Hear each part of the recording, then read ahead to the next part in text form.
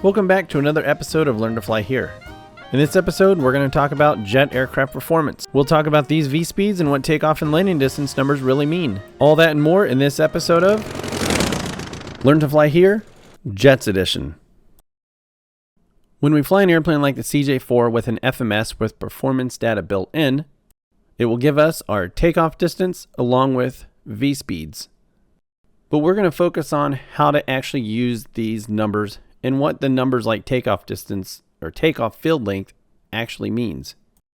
One might think the takeoff field length is from when we release the brakes until the airplane leaves the ground, but that would be incorrect.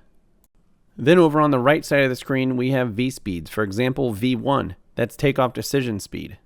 What that really means, we can abort for anything up to that number. Once we hit that speed, it's safer to take the airplane in the air than it is to try and stop the airplane once you reach that speed. VR is the point at which we rotate the airplane off the ground.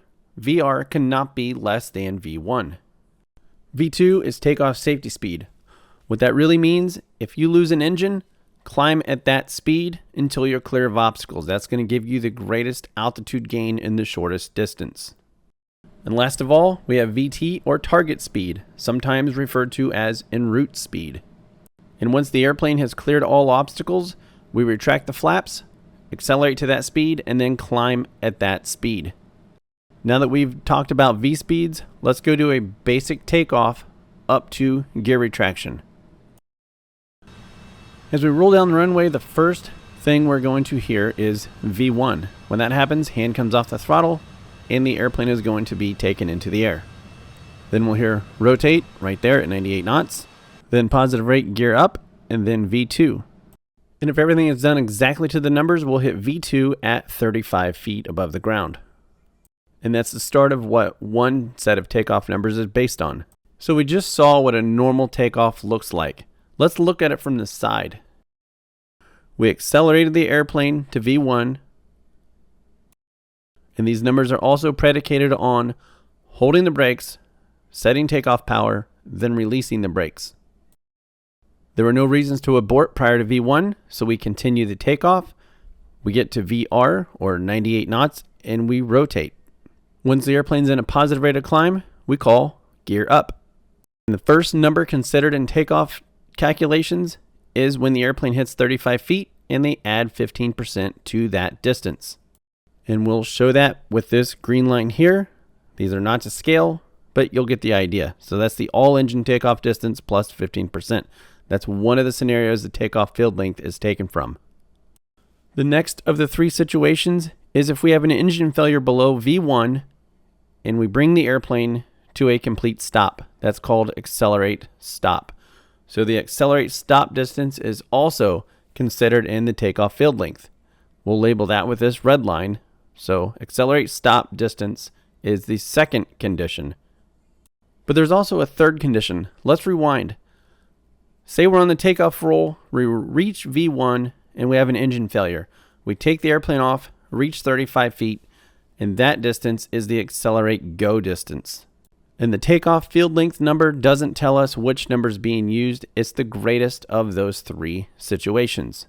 Depending on elevation, temperature, aircraft weight, some situations accelerate stop can be longer than accelerate go and vice versa.